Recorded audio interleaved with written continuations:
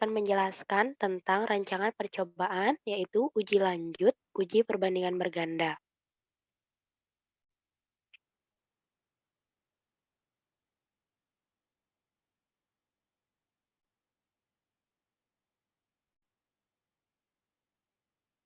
Next.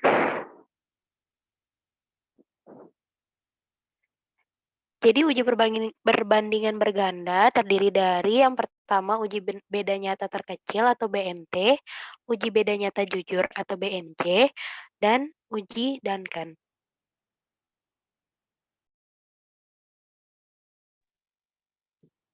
Yang pertama yaitu uji beda nyata terkecil atau yang biasa disebut Least Significant Difference atau LSD. Hipotesis yang diuji untuk uji BNT yaitu H0 selisih 2 perlakuan sama, H1 selisih 2 perlakuan berbeda.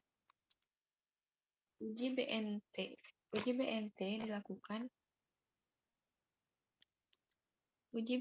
dilakukan jika uji F nyata atau sangat nyata atau perlakuan berpengaruh terhadap respon yang diamati. Uji BNT baik untuk perlakuan yang berjumlah tidak banyak dan memiliki satu pembanding. Rumus untuk uji BNT yaitu BNT sama dengan T alfa per 2, dB galat dikali SD. Rumus untuk SD sama dengan akar 2S kuadrat dibagi N, di mana jika N1 sama dengan N2. Jika selisih dua rata-rata perlakuan kurang dari atau sama dengan BNT, maka terima H0 yang artinya rata-rata dua perlakuan tidak berbeda nyata. Berikan notasi yang sama untuk perlakuan yang tidak berbeda nyata. Contoh soal adalah sebagai yang ada pada layar. Setelah dilakukan uji F, dapat kita lihat bahwa nilai F hitung lebih dari F tabel yang artinya F nyata atau perlakuan berpengaruh terhadap respon yang diamati, sehingga uji BNT dapat kita lakukan pada soal ini. Yang pertama, kita hitung SD dengan rumus 2 akar 2S kuadrat per N, di mana S kuadrat di sini adalah kuadrat tengah galat. Sehingga SD yang dihasilkan yaitu 37,654. Sehingga BNT yang dihasilkan yaitu 79,823. Sebelum dilakukan uji beda nyata, nilai rata-rata harus diurutkan dari yang terkecil sampai yang terbesar. Dapat dilihat pada tabel pertama merupakan data yang belum diurutkan berdasarkan nilai rata-rata, dan tabel yang di sebelah kanan merupakan data yang sudah diurutkan berdasarkan nilai rata-rata yang terkecil sampai yang terbesar. Rata-rata dibedakan dengan memberi notasi berupa huruf kecil. Rata-rata yang memiliki notasi sama berarti tidak berbeda nyata.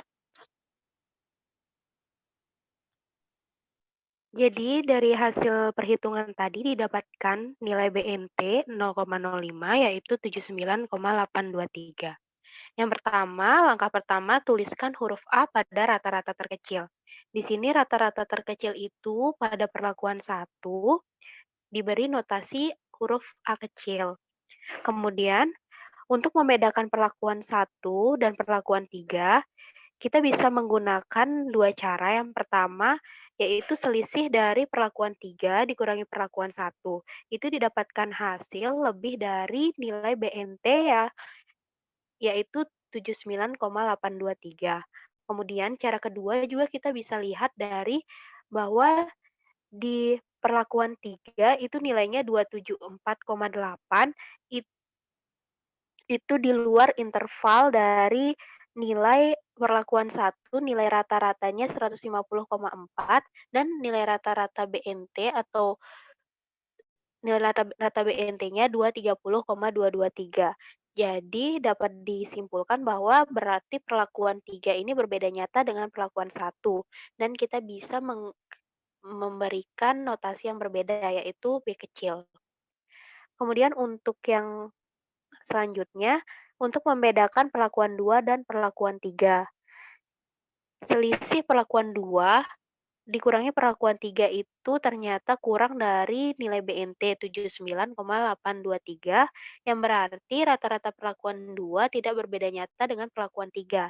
Jadi dapat kita berikan notasi yang sama yaitu B kecil. Dan untuk membedakan perlakuan 2 dan perlakuan 4, itu perlakuan 4 dikurangi perlakuan 2 kurang dari nilai BNT yaitu 79,82. Berarti rata-rata perlakuan 2 ini juga tidak berbeda nyata dengan perlakuan 4. Namun sebelum kita memberikan notasi, kita harus mengecek dulu bahwa untuk membedakan perlakuan 4 dan perlakuan 3, ternyata perlakuan 3 dikurangi perlakuan 4 itu lebih besar dari nilai BNT. Berarti rata-rata perlakuan 3 dan 4 ini berbeda, jadi harus diberikan notasi berbeda. Maka di tabel dapat dilihat bahwa kita memberikan pada perlakuan 2 yaitu notasi B dan C, sedangkan di notasi dan perlakuan 4 itu diberi notasi C, yaitu dapat kita simpulkan bahwa di perlakuan 2 ini rata-ratanya sama dengan perlakuan 3 dan perlakuan 4, namun perlakuan 4 rata-ratanya berbeda nyata dengan perlakuan 3.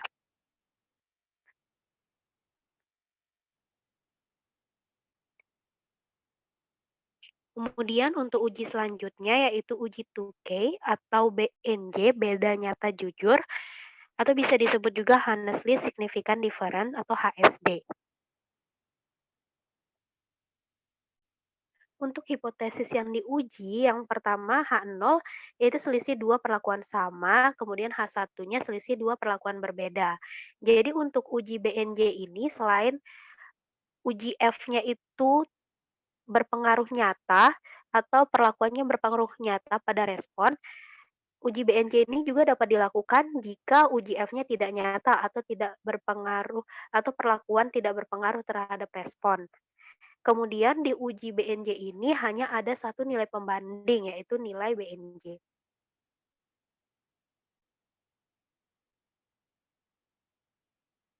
Untuk rumus dari nilai BNJ yaitu sama dengan Q. Q ini adalah nilai tabel 2K pada taraf alfa, kemudian koma P banyaknya perlakuan dan dB error atau dB galatnya. Dikalikan dengan SX. XX ini dengan rumus yaitu akar S kuadrat atau KT galat per N atau banyaknya data. Kemudian untuk melihat uji BNJ ini, jika selisih kurang atau sama dengan BNJ, maka terima H0 atau rata-rata dua perlakuan tidak berbeda nyata.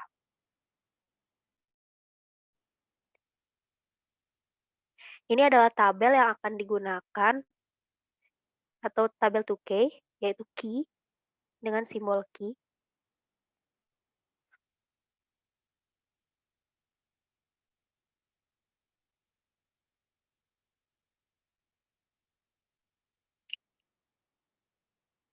Kemudian ini contoh soal sama seperti sebelumnya.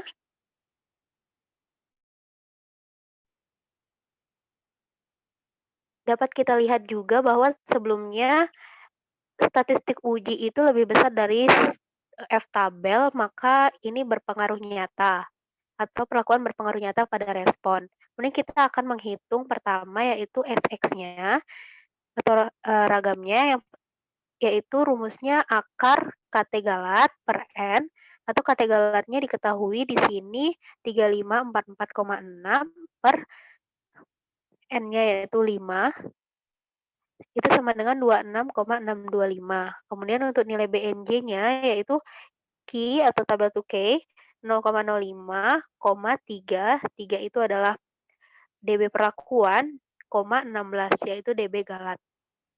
Dikalikan dengan XX yang tadi yaitu 26,625. Didapatkan hasil nilai BNJ-nya yaitu 97,18.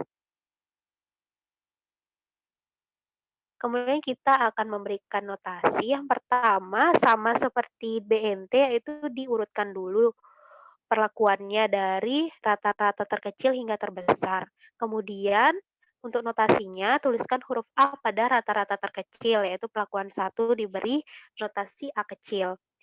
Untuk membedakan perlakuan 1 dan perlakuan 3, yaitu selisihnya dibandingkan dengan nilai BNJ. Didapatkan hasil bahwa perlakuan 3 dikurangi perlakuan 1 lebih dari nilai BNJ, yang berarti perlakuan 3 berbeda nyata dengan perlakuan 1. Kemudian untuk memberikan notasinya, perlakuan 3 itu diberi notasi B, yaitu berbeda dari notasi perlakuan 1. Kemudian selanjutnya untuk membedakan perlakuan 2 dan perlakuan 3, perlakuan 2 dikurangi perlakuan 3 didapatkan hasil bahwa kurang dari BNJ. Nilai BNJ yaitu 97,18 berarti perlakuan 2 ini tidak berbeda nyata dengan perlakuan 3. Maka bisa diberikan notasi yang sama yaitu B. Dan sama dengan perlakuan 4 juga itu tidak berbeda nyata dengan perlakuan 2. Maka dapat juga diberikan notasi yang sama yaitu B.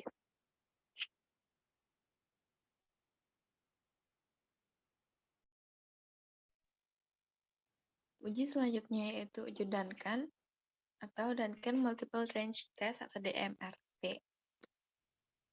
Hipotesis yang diuji pada uji Duncan yaitu H0, selisih dua perlakuan sama, dan H1, selisih dua perlakuan berbeda.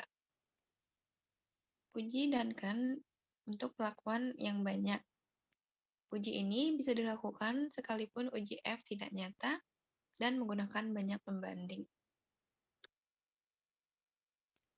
Rumus untuk uji Duncan yaitu LSR sama dengan SSR P, N2 dikali SX. SSR ini bisa kita lihat dari tabel Duncan, dan SX kita dapatkan sama seperti sebelumnya yaitu akar S kuadrat per N. Jika selisih dua rata-rata perlakuan kurang dari atau sama dengan LSR, maka terima H0, yang artinya rata-rata dua perlakuan tidak berbeda nyata. Kemudian berikan notasi yang sama untuk perlakuan yang tidak berbeda nyata. Contoh soal sama seperti sebelumnya. Di sini uji Duncan bisa kita lihat terdapat tabel Duncan untuk melihat nilai SSR. Di sini P adalah DF-nya adalah 16 dan P-nya kita ambil 2, 3, dan 4. Sehingga bisa kita dapatkan nilai LSR untuk jarak 2, 79,557, untuk jarak 3, 83,711, dan untuk jarak 4, 86,134.